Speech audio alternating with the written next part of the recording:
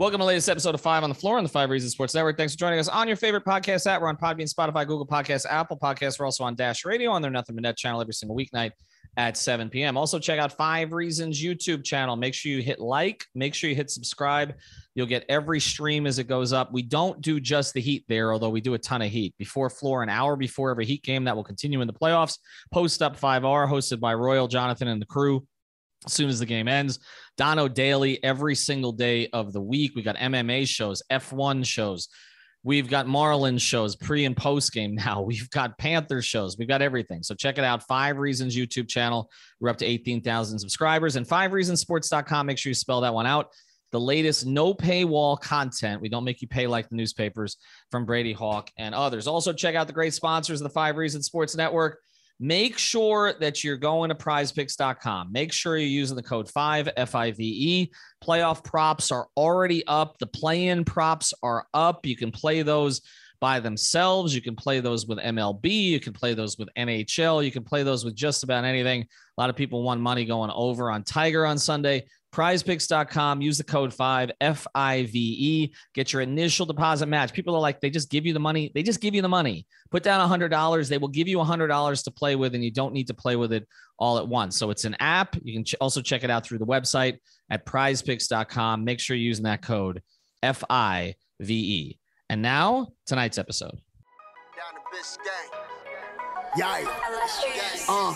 5 on the floor, ride for my dogs. Where here's the thing, you can check the score. Hustle hard, couple scars, wearing bubble frauds. Just like Butler said, you in trouble, y'all. Kept the floor playing, got it all banned. Y'all seen the block, stop with one hand. And Pat we trust, it's power, have the guts. We're here to bring the heat, y'all can hang it up. Welcome to 5 on the Floor, a daily insider show on the Miami Heat and the NBA, featuring Ethan Skolnick, Greg Sylvander, and Alex Toledo, plus others from the 5 Reasons Sports Network. All right, Ethan Skolnick back on 5 on the Floor. Here's tonight's floor plan. I got Alex Toledo. You can follow him at Tropical Blanket. I've got Greg Sylvander. You can follow him at Greg Sylvander. Check out the episode from last night. Greg and I went through, along with Brady Hawk, Victor Oladipo and what he did in the final game of the season, scoring 40 points, whether or not he might crack the rotation. Our Victor Oladipo episodes tend to be very popular. A lot of interest from the fan base in those. The downloads always go up. We're not going to do a ton of that today, so make sure you check out the last episode. But we've been taking some questions from our what we call our winnow string. It's off the floor. That's a subscriber-only string. It's free for the first week and $3.05 after that, at least for now. I would sign up soon, guys, or girls, whoever it is. But make sure you check on that out because we give you exclusive content, but we also engage with our subscribers there. And we've been taking topic suggestions, and this is kind of an offshoot of one of the suggestions that came in. And it's a pretty simple question that we asked before last playoff series. And the answer to it, or last playoff year before the Heat got swept by the Bucks, and the answer to it turned out to be that everybody failed. They got swept out of the playoffs. Jimmy was not stupidly locked in. Bam wouldn't take a jumper. Tyler Hero didn't take a step. Duncan Robinson didn't contribute anything. Erik Spoelstra got out coached, and the Heat, they got blown out of the building in 3 of the last 4 games of that series. But we're going to ask the question again: whose legacy is most at stake in the upcoming postseason for the Miami Heat? And we have not prepared this in advance. Is another one we're springing on our other hosts here. But whose legacy is most at stake? And again, we don't know who they're going to play in the first round. Got a play-in game coming up between the Nets and the Cavs. No Jared Allen in that one coming up on Tuesday night. And then, of course, the Heat could still face either Charlotte or Atlanta. So basically, they've got 4 possible opponents. I'll go to you first on this, Greg. Who is the first person that jumps to mind whose legacy would be at stake with this playoff run? Well, first of all, the 2021 playoffs, the Heat were just tired, damn it. That's how that ended. We're not going to talk about failures as it relates to that team, but moving on to the topic at hand, this is interesting actually, because like when you just sprang that on us, I immediately gut reaction said Jimmy Butler is the guy whose legacy is there's most at stake, I would say. And then as I started to kind of just unpack it quickly before we started to talk about it, I thought about kind of the buzz lines that you've heard about Erik Spoelstra with the like hasn't won 50 games without LeBron. I guess you could say he hasn't won a championship as a head coach without LeBron James. I think that there's some of that that's interesting to think about, but this is easy for me. It has to be Jimmy because Erik Spoelstra has a championship legacy, and no matter who you say he did it with, he did it. And Jimmy Butler has yet to do that. And this season in particular, I feel like it's likely going to be as good as we're going to see Jimmy Butler going forward. So to me, it has to be him. Alex, Brady put up the numbers about Jimmy. I did too, but Brady's stuck out even more so. That essentially he had the exact same season this year as last year, like every statistical category. I mean, even to the number of 2-pointers he made per game and the number of 2-pointers he attempted. He was eerie. The same per 36 minutes. He was the same player. He played roughly the same number of games. There were 10 more games available this year. He played 3 more than he did last season. So he actually was less available by percentage than he was in the 72 game season. But he had the same year. And yet I feel like the narrative on him has shifted a little bit because we went from, he comes out of Philadelphia and he carried Embiid and Simmons in a playoff series, right? If they'd won that series, if Kawhi's shot doesn't go down, Philly may end up going to the finals. Jimmy Butler was the best player for Philadelphia in that series, okay? Then he comes to Miami and he has really a very good playoff through the first 3 rounds. But he had some ups and downs, actually, even during those three series. But then the finals, the 2 games that apparently the Ringer pod has forgotten because the Heat did win 2 games in that playoff series, not 1. They were not beaten in 5. They were beaten 6. But then last year he stupidly locked in and he's outscored by Bryn Forbes. Like, where are we with the playoff Jimmy narrative right now? Well, the playoff Jimmy narrative, like this is where I think you give credit to what Leif was talking about here as far as his legacy being on the line, is because I think that's the most recent thing. And therefore, that's the most prescient narrative when it comes to Jimmy Butler and his performance. And I think that's what kind of led the way, that type of thinking preseason, specifically starting in the offseason after they got eliminated, kind of led the way towards, Jimmy having a good season. But then once that drop off started, people were, I think, a lot quicker to start with kind of the talk of his decline than maybe would have been done in the past, right? And maybe I'm making, I'm making a correlation out of something that isn't, but it just really does seem that way. Like, I think when you look at it like, okay, they're having a drop off, he's not having these games where he looks like finals Jimmy, where he's taking over, because that's not how the Heat play. So you don't have those reminders that he's this high level player constantly, even though he just does what he does on a night to night basis for the most part. And then you just look at it like the last thing we saw him playing on a in games with stakes, it was not good. Like he did not do his part, but we also know the context of everything that happened, as far as not the Heat being tired, everything we've talked about and did talk about all of last year, et cetera, et cetera. I really think it comes down to more just basketball stuff. The Heat versus Bucks series was not a good one. The Heat were completely outmatched. We're not ready for it. And they just got blown out the door. Like, I don't think it was even close. And we thought that the Heat could win that series. We were dead wrong. And that team just turned out to be not as good as we thought, especially at that time of the year. And so to me, that's probably what informs my opinion that I don't think that is the level of Jimmy Butler. I think the guy he's been throughout all these regular seasons is kind of the level he's at, and that he could take that up a notch during the playoffs. So I don't necessarily get too informed by what happened in the last playoffs run. And maybe that's me being naive, but that's where I am. I think that this is influenced somewhat by the context of where we see Jimmy going forward. Because the reason that I don't necessarily put him first is because I don't think that his performance is as determinative of how far the Heat go now and in the future as it was 2 years ago. And it doesn't mean that he's slipped as a player, but it means that other players on the team have gotten better. I think when you look at, again, the the conversation we have about Kyle Lowry. Kyle Lowry is here in large part because Jimmy Butler wanted him to be here. Now it has worked out, but they built this team for Jimmy. And so I think that by getting Kyle. And so I think that is why there's going to be more pressure on Jimmy from some, because we put this thing together for you. Okay, now you've got to deliver. But I think there's also an understanding that Jimmy Butler, as you said, Greg, this probably is the best version of Jimmy that we're going to see. And that even though he's getting paid, which also puts us in the context, that's another element here. They gave him the big money going forward.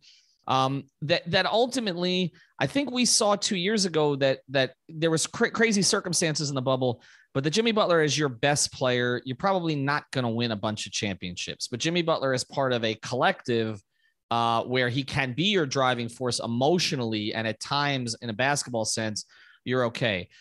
I actually am going to go someplace else here. I think it's Bam. And I think it's Bam because I think we're at this stage now with Tyler that he's kind of playing with house money in the playoffs at this stage. I just think what he's done during this regular season, he's also going to be the only one of them to win an award. That's clear when you see some of the votes. He's probably going to be the only one in the top three of their particular category. I just feel like unless Tyler completely bombs this offseason, this postseason, which I don't see happening, I think that this is going to be looked at as a step up. But Bam, defensively, he was as great as ever, maybe better than ever. Offensively, pretty similar to what we saw last season. And so to me, this is an opportunity in the postseason for him to show that he can carry the mantle, not just when everybody else is out and so they have to turn to him, but when everybody is together. And the other thing is, we can talk about Jimmy not performing last year in the playoffs, and he absolutely didn't. But the storyline of that series was not Jimmy struggling against length. The storyline of that series was Brook Lopez backing up 10 feet deep, okay, and letting Bam do whatever the hell he wanted, and Bam wouldn't do it. Bam was the one at the home games that the fans were getting irritated with in games 3 and 4 every time that he wouldn't shoot. There wasn't that irritation with Jimmy necessarily because he had banked it in the finals the last year. He banked that goodwill. Bam didn't get an opportunity to do that because he was playing so banged up.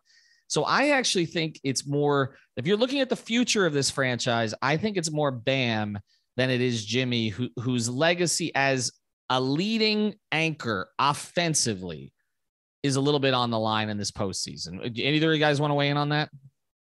A bold claim. I just feel like Bam is he 24 or is he 25? 24. We can't do legacy stuff on him yet. The book hasn't been written yet. You can't, I don't know, like we're in like chapter 1 or chapter 1.5. But let me ask you this. If Bam's going to come out, Greg, let me challenge a little bit. If Bam's going to come out, he just did that interview with Sports Illustrated and says he wants to be one of two. Bam one of one, but he wants to be one of two, along with Dwayne Wade, right? He wants to be right there with Dwayne as a standard bearer for this franchise. And I'm assuming he meant being draft. I mean, he's already the second best draft pick in franchise history. The best draft pick in franchise history in year 2 of his year 2, okay, would have led the Heat to a championship if he doesn't pull a rib cage muscle. Okay, Dwayne was that good at that stage. In year 3, Dwayne led them to a championship, averaging 34.7 points in the finals. I'm just saying Bam is putting, I know Bam's not going to be that kind of offensive player that Dwayne was, different position, different era, all the rest of that. But if you're going to put yourself there, I think we can stop using he's only in his 4th season. We've seen this before in someone's 3rd season here in Miami and to a large degree in the 2nd season. Isn't that what made Dwayne's whole thing so special, is that we hadn't seen it so many times before? No. Somebody like Dwayne, who wasn't necessarily, one of the biggest stars of that draft. Like, we know the story of LeBron and Melo being the top dogs of that draft, and Bam is similar in that aspect, but we know like the differences between them. And I know what you're saying, that's kind of the parallels that Bam likes to draw. But for him, like, I think the more realistic goals when it comes to parallel between Dwayne is being able to contend for championships early on and be an important cog of it, whether or not he doesn't have the same load Dwayne had, but he is in a similar position as to where the Heat were in that early time of Dwayne's, era here. And I just think, like, for him, it's about winning. So that's where he can go and try to draw the parallels, like go out there and win a title. They already got to the finals, and Bam was a huge part of that. And they did that in his first year as a starter. So I think it's tough to, start using the D Wade scale, because then we start getting, it's hard to give guys credit when we're trying to compare them to Wade, who's a top 25 player of all time. Here's where this also gets really, Ethan, you got something out for Bam Adebayo? No. And by the way, hold on, wait. Because like earlier this year, we were debating whether he had the personality to lead a team, right? Like that, like I don't want to do the whole alpha thing, because the alpha beta, like that shit's whack to me. But anyway, so now he's actually like, this is an alpha statement, right? Like I'm going to be like, he's putting himself in the same sentence with Dwayne Wade. So to your point, I understand where you're going in that he's putting those expectations on himself. So now he's going to have to back that up. But I just feel like, to Alex's point, I think Bam is more holistically looking at, can I be a part of championship groups in Miami? And I mean, I think we all can agree, if the Heat were to win the championship this year, Bam's number 13 would leave the rafters for Dan Marino, and it would go up for Bam Adebayo, no matter what he did the rest of his career. No, Am I wrong? Wait, quick thing, just to hop on to something here. Jimmy was absolutely scolded for the way that he performed last season. Everybody constantly points to how Bryn Forbes outscored him. They do, round. Alex, but you were in the building, though. On Giannis. He couldn't score on Giannis, couldn't score on none of those Bucks. So I think he was awful. Just as bad. Alex, he was awful, but I'm telling you, you were in the building with me. Those two games, the guy who was getting the boos, because of the way that the series was playing out, was not Jimmy, it was Bam. That's just the way it was. I mean, we talked about the importance that game one, okay, which they could have. So then I'm going to respond to Greg's point about being against Bam. I love Bam, okay, so I'm not going to let this go. I know too this. far. That's why I set you up to get you on fire. Okay, I've defended Bam as much as anybody, but I'm just saying, you're putting yourself there, which I like, but I think that there is a level that I think fans and I think observers want to see. And I'm going to get into some of the others in his grouping. Okay. And some of the things that they may accomplish in this postseason. All right. Now, Bam's got a gold medal. Bam has far exceeded expectations in every sense. But last year, we could talk about how awful Jimmy was, okay, in the last 3 games, and he was. But Jimmy almost stole him game 1 in Milwaukee, and that series might have looked a lot different if you remember that, okay? The game did go to overtime, and then they collapsed from game 2 on. The consistent storyline in that series was Brooke was disrespecting Bam, and Bam didn't make him pay. That was, to me, that was the number one storyline of that series. But getting back to Bam for a second, all right?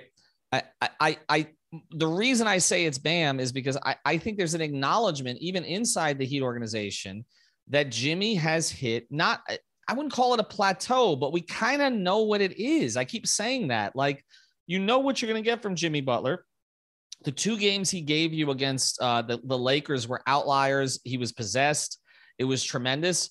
It's not the norm. It's not what should be expected at this stage. When we're looking for somebody to lead them to a championship, you're going to need somebody to play at a top 10 level. Like, doesn't have to be a top 10 player the entire season. Jimmy almost did it 2 years ago.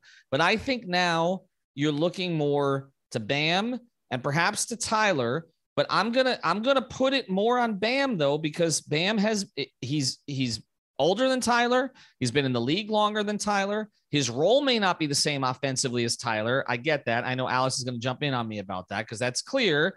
Okay, but I'm just saying, I'm looking at it. I'm saying, if they're going to win a title, Bam has to be great. He has to be great. And so when I'm saying legacy on the line, I'm not just saying it as a negative, as a pejorative. I'm saying to a certain degree, Bam can cement his legacy this postseason with what he does. Okay. Not just defensively and being, in my view, the best defensive player in the league. Okay. But what he does as a key cog of their offense, which he was not last postseason. If he's averaging 15, 16 points this postseason, okay, and he's taking 2 shots in the fourth quarter, it does hurt his legacy as a standard bearer of this franchise going forward. That's just the way that I view it. Go. That's fair. I don't like debating you when you get in this mode because I agree basically wholeheartedly with everything you just said. Yeah, Alex, I mean, are you going to give me the hero Bam offensive stuff? Because that was going through my head. That actually didn't go through my head at all. Because the thing is, when you brought this up earlier, I was going through it, and Bam was one of the choices for me too. I don't think saying that is crazy at all. It's just tough when you say legacy, because that almost kind of implies like, oh, his career is on the line here. That's why I went Spoelstra, because I'm like thinking like who is like at the crossroads of some sort. You know what I mean? Let's do the Spo thing then. Because I think like for the same reasons that I was talking about Jimmy before, Bam, like you said, very recently laid an egg in the playoffs. And I was just saying that I think both of them kind of more or less equally laid an egg. Like I think they both played pretty bad. And I think a lot of my expectations just has to do with Bam's role in the offense. And I just feel like if Bam's field goal attempts aren't going up by a lot in this playoffs, other than obviously, he's going to be playing more minutes than he is during the regular season. So the attempts will go up relatively because of that. But if it's looking bad when it comes to field goal attempts, if there's not more of an emphasis to get him going in the fourth quarters, he's having fourth quarters like what you said, Ethan, where he's, just not very much a part of the offense, or they're not looking to get him going at all, then it's hard for me to, like I said on plenty of shows in the past, blame Bam, because it's like at some point, if you're running sets for all your other best players and even role players like Max and Duncan, like I think you could run a set or two for Bam every now and then. I'm with you, but then the question becomes, why aren't they? Right. So that's the next layer of it, because we've had the same conversation. I'm not saying we're going to have it this postseason. We could be pleasantly surprised. Okay.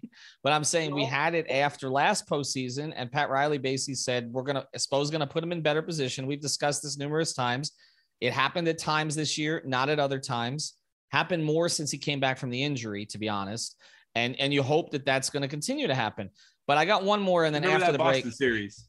Well, I want to talk about Spo after the break, okay? Because I think Greg makes a good point. But before I do, is it possible to say that the legacy that's on the line here is the Jimmy Bam partnership at the top of the franchise? Is that a fairer way to put this? Because if let's say they go out in the second round, first round, focus of the build, can it be Jimmy and Bam as the focus of the build? That is the burning question. If it's ugly, I think, that's fair. If it's like they go out competitively versus a team that's supposed to be, quote unquote, better than them, then I don't know, because I'm not there. Like I think it would have to go down like in an ugly way for that to really be a question. All right, we're going to talk about Duncan Robinson's legacy is the one. All right, well, I'm not letting Greg weigh in on that at this moment, but at some point we will here. Before we do, we're going to talk about Erik Spoelstra here, because I think it's a salient point that Greg's making, and he was on my list. Also, before we do, I want to tell you about a great sponsor of the 5 Reasons Sports Network. Our friends are at U-Brake Wheel Fix. They're the big three of all your car wheel needs. They handle the repair, the refinishing, and they got a custom wheel specialist there to make them look really, really nice. They even got the Vice colors there if you want them. They repair damaged wheels from curb rash, cracks, or bends, all under one roof with in-house powder coating, CNC machining, and polishing. They offer the new custom wheels too and tires from your favorite brands, and they offer no credit check financing up to $5,000 for a new set of wheels. Fast turnaround times on all repairs, and they even provide the loaner wheels in many cases. U-Brake Wheel Fix is your total automotive wheel solution, located in North Miami, right off of Biscayne and Northeast 146th Street. They're actually going to be moving soon to a bigger facility. We'll tell you about it when it comes, but you can still reach them down there in the Miami Shores area. Again, it's ubrakewheelfix.com or U-Brake Wheel Fix on Instagram, on Twitter, and on Facebook. You can see all their great work. 305-748-0112. 305-748-0112. That's U-Brake. That's the letter U. ubrakewheelfix.com. All right, let's get to the Erik Spoelstra thing, and then I'm going to allow us to at least do a little Tyler here because I feel like if we don't, people are going to question it. But on Erik Spoelstra, here's the thing: he's not going to win Coach of the Year. Apparently, he doesn't have any good players because they're not up for any awards, with the exception of Tyler. But they just won They won 53 games by osmosis. There's no chance he wins Coach of the Year. I've looked at. If you just look at the ballots that are circulating, league people that I've talked to, media voters, it's Monty, it's maybe Taylor Jenkins. I think Bickerstaff slid down because Cleveland slid down. Obviously, Billy Donovan slid way down. But I think it's those two. I think there'll be some votes for Nick Nurse that get thrown in there. I think there'll be some votes for Ty Lue that get thrown in there. I think Monty's going to run away with it. I think I don't know if he's going to run away. I think he gets maybe 50% of the vote, and the other 50% is split between a bunch of guys, one of which is going to be Erik Spoelstra. But the thing is this, okay? We've now seen another coach get fired by LeBron, Frank Vogel. That's now 5 coaches who have not survived the LeBron era. Ty Lue was fired shortly after LeBron left, so he doesn't really count. Erik Spoelstra is the only one who's completely still standing. Erik hasn't gotten really any credit for that. I think I've heard some crazy takes. There's some stuff on, again, Twitter. These are not NBA media, but that Erik lost his team. I mean, they won 6 straight after he supposedly lost his team. But I do think that there is a narrative that could be pushed if they go out early. Okay. Like, because again, if you're the 1 seed, then that becomes an issue. If they got bounced in the first round, then I do think that Erik, in terms of the playoff success, gets brought up, because then people say, well, he got to the finals, but he got there in the bubble.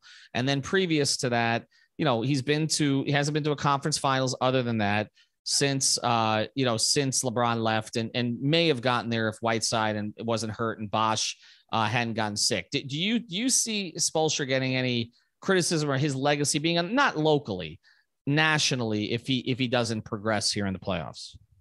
I just don't think anybody's going to really talk about it. I mean, I brought him up just thinking about the small faction of NBA Twitter that would try to, convince me that Brad Stevens is a better coach, or whoever the different dude of the month is, Nick Nurse, whatever.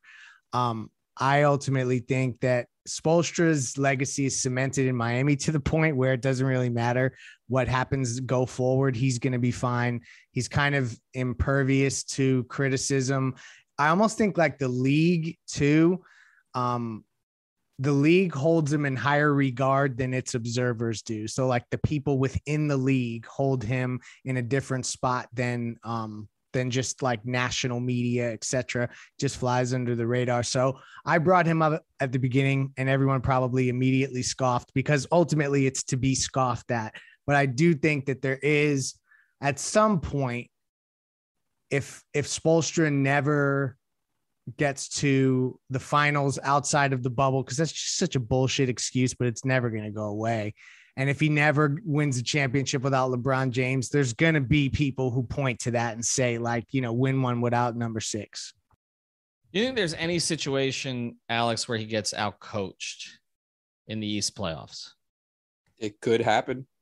Like, I still think Spo is the best coach in the league, but if you want to go with the technicalities, is it fair to say he was outcoached by Mike Budenholzer, who we all clowned the season before this past playoff run? Like, I think we saw that one adjustment. Obviously, there's more than one, but the big one that we all talked about and that stood out that I alluded to earlier was them kind of moving the defensive matchups around and kind of setting that.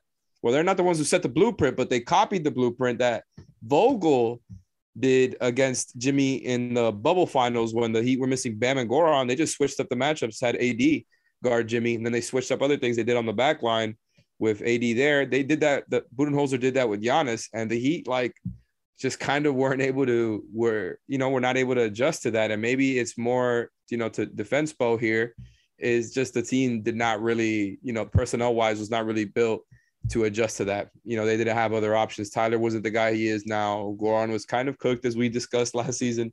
We love Goran, but it just they didn't have enough. And so I think now, I don't think, by the way, that bringing up Spo as an option here is to be scoffed at. I think it's true with everything you're saying. Like, that's kind of been the resounding narrative amongst a good chunk of fans, I feel, that he kind of got to all that winning because of the big three. And I think ever since some of the stuff he's done over the years, 11-30 to 30-11, taking that team to the bubble finals. They obviously had that good team that everything happened with Chris Bosh and losing Whiteside in the playoffs. Like, I just think there's been enough years now of him proving he's going to get the best out of guys, where season after season, they're doing better than you think, right? Pretty much every single season. And then, so yeah, he can be outcoached, but I'm not really expecting that to happen this playoffs. Like, who's going to outcoach him? Bickerstaff or Steve Nash? Absolutely not. Well, I think you look at the Eastern Conference and the coaches right now, And I first thing, think he has everything he wants and will need to outcoach another guy. Like, I think that's the difference between this year and last year. I think when you look at the East, okay, first thing, I think last year he was exhausted like the rest of them were exhausted. There just were no fresh ideas from him last year by the end, whereas this year we've seen a bunch of fresh ideas, some of which we've kind of projected based on his history, but there's been like little tweaks to them that we weren't necessarily expecting, or maybe the timing of them we weren't expecting. I can also just tell you from being around a little bit the last 2 years, obviously not as much as I used to be, he just seems refreshed this year compared to last year. It's more like it was prior to the bubble when I said at that first media day, oh my God, it looks like the Whiteside cloud has been lifted off his shoulders. And we saw that the entire season. And then, even with COVID, I think that being in the bubble was stimulating for him because it's that kind of basketball environment. He loved that. And last year was just a total drag for him and everybody else. So I give him a bit of a pass for last season. I do think there are coaches in the East who could give him trouble. I think it's a good group, honestly. To me, I was looking at this today. I think Steve Nash is probably the worst of the group. I think Doc Rivers is the bottom tier of the group, even though he's got some track record. But I mean, Nick Nurse is an exceptional coach. I think Udoka had a terrific first season. If you look at the way that we'll see how he does in a playoff run. But Boston looks like and that guy has been a potential head coaching candidate for a long time. So that didn't really come out of nowhere. The new Ty Lue. Ty Lue's in the West. Okay. but I'm talking about in the East. I mean, we'll get to the West later, but I mean, I think if you look at the rest of the East, I mean, look, Budenholzer, we all have our issues with certain things that he does, but he's championship minted now to, at least he's gotten over the hump. He will present, and he knows this Miami team very well. He'll present some challenges. I think I don't think Bickerstaff's got the material right now. I like Borrego as a coach. I don't think he's got the material right now.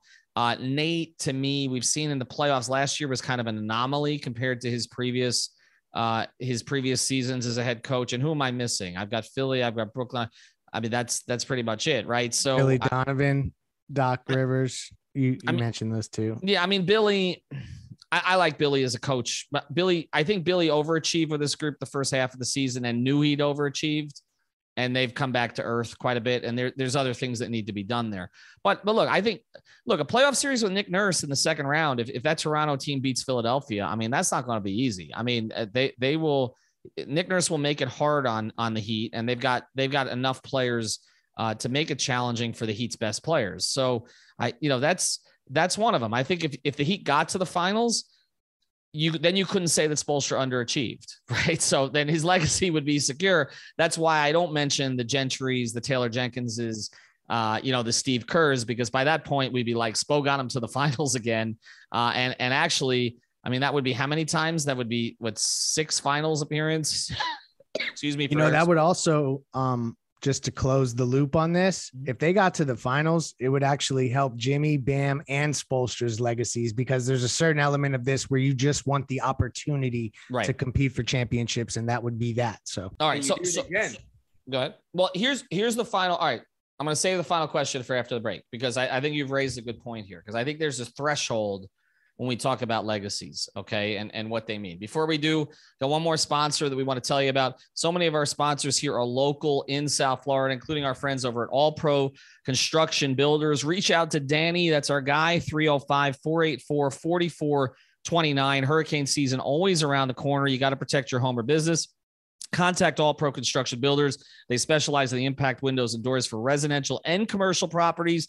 All Pro Construction Builders is a state-certified, licensed, and insured general contractor. They service Miami-Dade, Monroe, and also Broward, and they use locally made American products. They're also, as I said, family-owned and operated. You will deal directly with the owner and his family from start to finish. Call Danny at 305-484-4429. That's 305-484-4429. You'll get a free estimate. If you mention 5 Reasons, you get a 10% discount. Again, Danny, 305-484-4429. Greg, you always cite that phrase that I use all the time, the playoffs tell. And I think what's fascinating what's fascinating about the playoffs is that they tell you different things at different times. And they're also, legacies are defined by the craziest events. LeBron James' legacy in Miami was defined in large part by a Chris Bosh rebound and a Ray Allen shot. Okay. And then nobody remembers what LeBron did in that fourth quarter, even though it was significant to get them to that point. It's just, it's a matchup. It's the way the ball bounces. It's an injury. It's a suspension. Look, his legacy would be much different in Cleveland if you didn't have the Draymond Green suspension. There's so many things that happen. And even with the Heat, Jamal Mashburn developed, a legacy off one play in Miami, off passing to Clarence Weatherspoon. Like, he did other good things in that postseason. Nobody remembers any of them.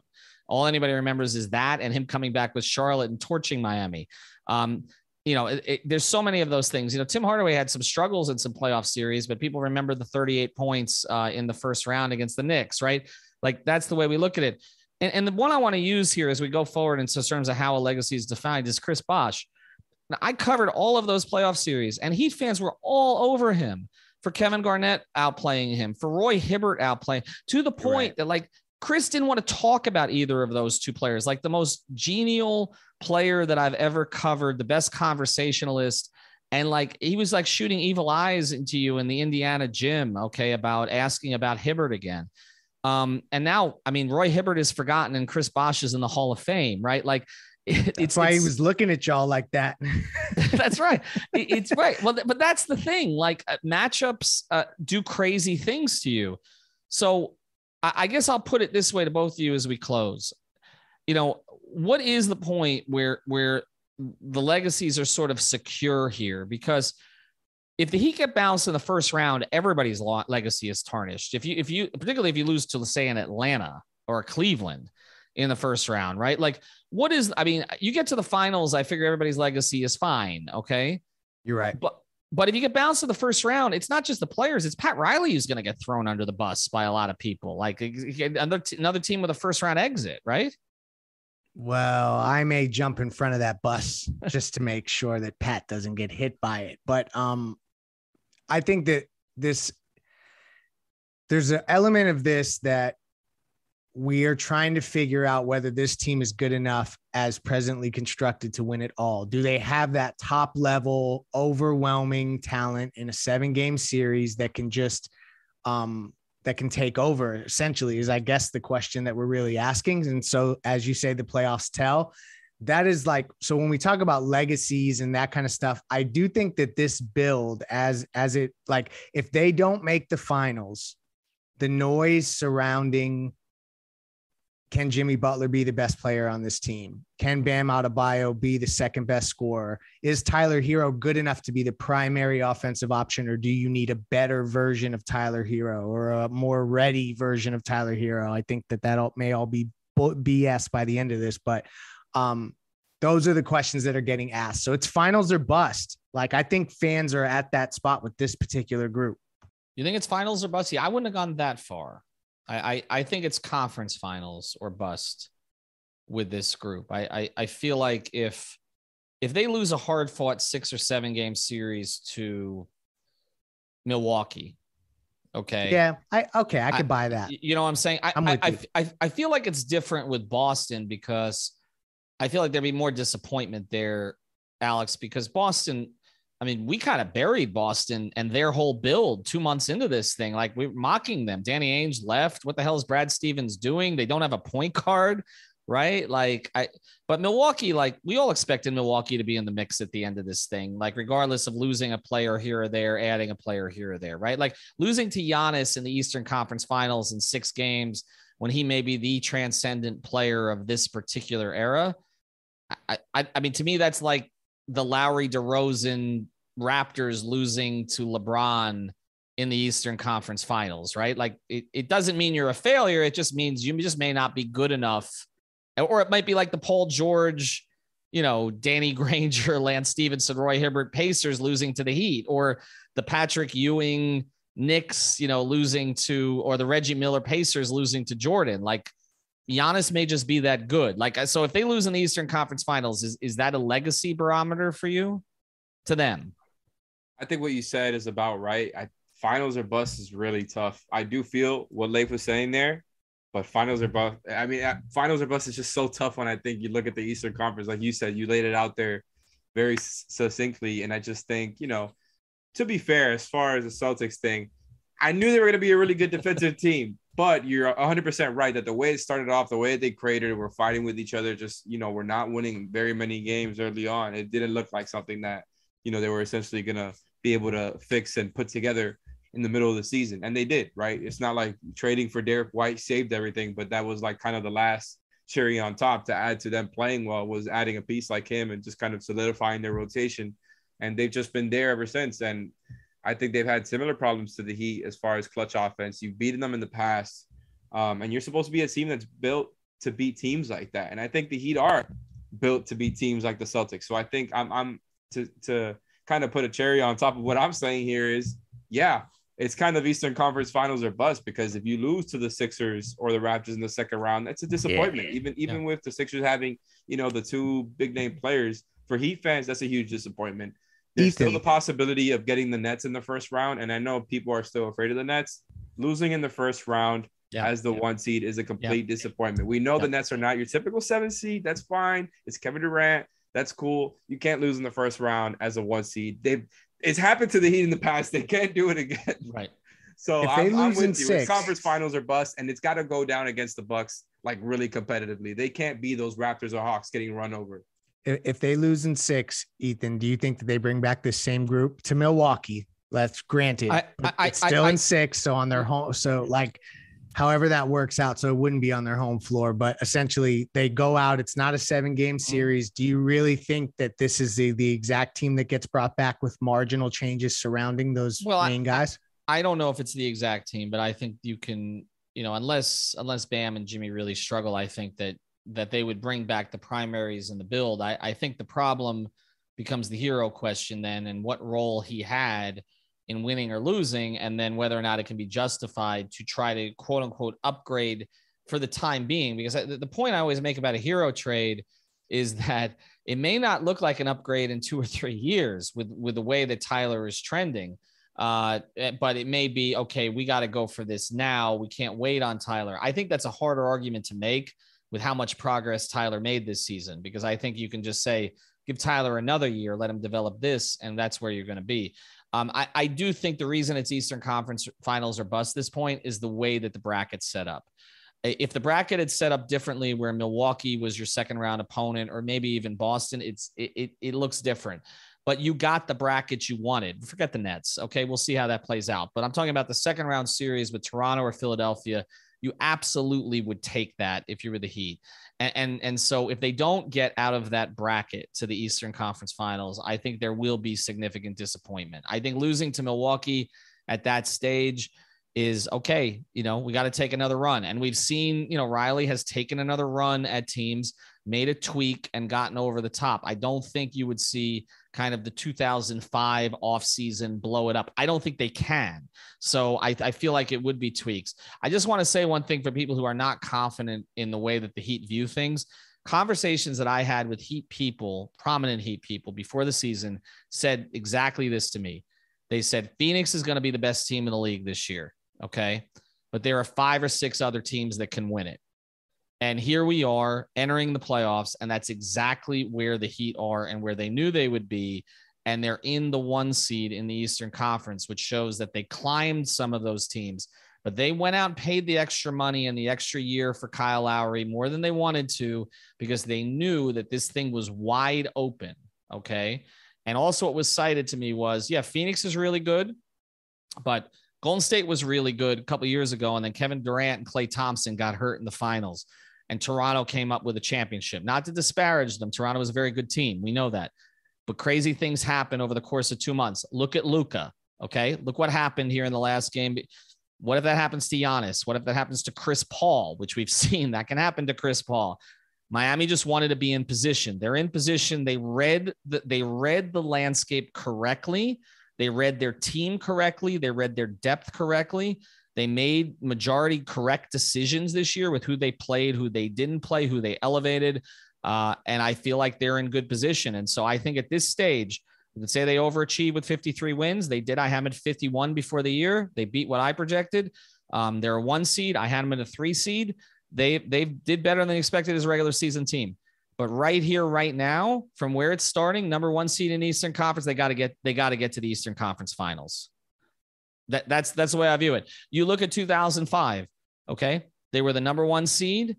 They got to the Eastern Conference Finals. They lost Detroit because they had a bad break. That stuff happens in the Eastern Conference Finals. True. But you got to get there. You got to get there. I think for this to be considered a successful season for the organization. So that's what we're expecting. I think that's honestly what's going to happen. No, all I said was give Milwaukee a run. That's all I really think they need to see, like a real run, not just, losing 6. No, it's got to be like, really make the Bucks feel like they can lose too, because that's what this team was built for. It's literally what they were built for. Get in the arena with the Milwaukee Bucks and Giannis Antetokounmpo and roll it out and see how it works. That's where this organization wanted to be this year. And I believe as we go into the playoffs, that's where they're going to be. All right. Check out our Off the Floor subscriber feed. Make sure you subscribe to that one. Got a ton of cool content on there. Got a week before the playoffs to try it out. Okay. Decide if you want it or not. We got something cool coming up on Thursday night. We may engage some folks from where Greg and Alex used to be, have a little competition with our friends over at Miami Heat Beat. So make sure you check that out on Thursday night. Have a good night, everybody. Thank you for listening to the 5 on the Floor on the 5 Regional Sports Network.